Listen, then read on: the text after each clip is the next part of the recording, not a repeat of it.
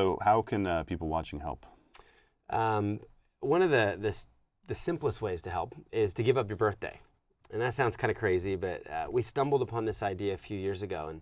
And instead of throwing a birthday party, instead of asking or even accepting gifts, people just ask for their age in dollars. Mm-hmm. And it's kind of sticky. So a 7-year-old asks for $7, and a 64-year-old asks for $64.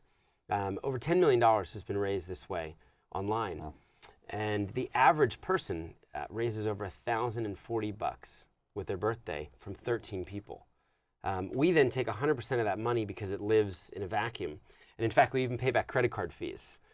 We send all 100% to the field. And then we launch something called Dollars to Projects, where every single dollar with integrity is tracked through the accounting system to the project that it actually funded. So how old are you turning? I just turned 40. Okay, so you'd be 40. So you would have asked your friends for $40. You'd be more than average. You probably would have done a $5,000 well, at least. And everybody that gave $40 would see exactly where their $40 went. The photo, the GPS. You might have done 2 wells, or 3 wells, or 2 wells in a spring, or a rainwater harvesting system. So people can give up their birthday. That's at mycharitywater.org. And then we just launched a really cool web project a few weeks ago called Water Forward. This is a complete giving experiment. And it works with the pay it forward concept, where if I buy you a drink and say, can't give it back to me, give it to someone else. We've tried to do that with giving. So it's a giant online book of profile photos, either from Facebook or Twitter. And I pay $10 to put you in Water Forward. Mm. You can't put yourself in the book, so you need to be put in by a friend. And then I ask you, would you pay it forward? Mm-hmm. The average person is actually paying it forward to 5 people. Mm-hmm. So we're trying to get the thing viral. It has to hit the viral number of at least 1. So it's an exciting project. It's raised over $200,000 already, and some great people from Silicon Valley have helped seed it as founding members. Nice. And what if someone's watching and they're starting a nonprofit? What would be sort of your main piece of advice you'd give? I think one of the key and very simple things is get lawyers to help you file for your 501c3. That's kind of the number one horror story I hear, is that people try to file the nonprofit paperwork themselves to save about $10,000.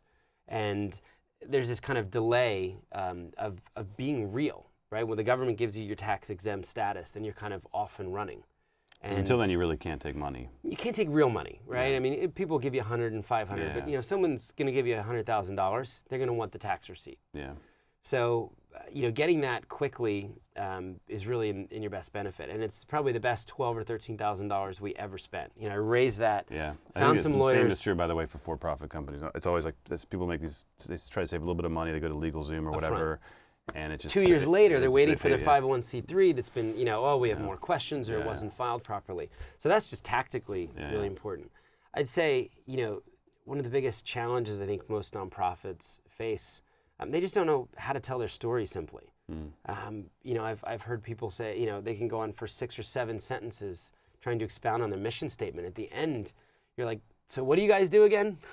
And I think, being able to state your mission to capture people's imagination simply is important. And then I think, don't underestimate brand design. Go find great people to help you tell your story, to build a website. I use the example often, a charity will buy a $500 Nikon Coolpix camera and use it for their whole year's worth of photos. Charity Water will buy a $2,100 Canon 5D. Now, the marginal cost, $1,500. The difference in quality, the difference in professionalism, of that $1,500 is priceless. And I think, I would encourage people not to cheap out. Don't go spend extravagantly, right? I think that's what's so clever about your sort of 2 bank account model, right? Because what they're worried about is they don't want to be accused of... Your birthday money didn't go there anyway.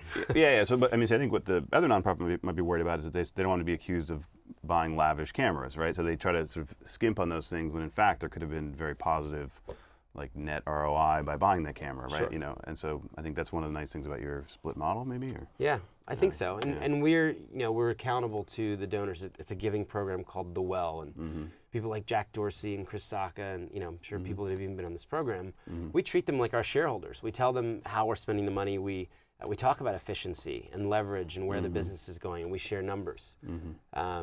But I think that's design is important, simple storytelling, and pay lawyers in the beginning to get set up. Well, it's an amazing story and a great cause. So thanks so much for being here. Cool. Thanks for having me.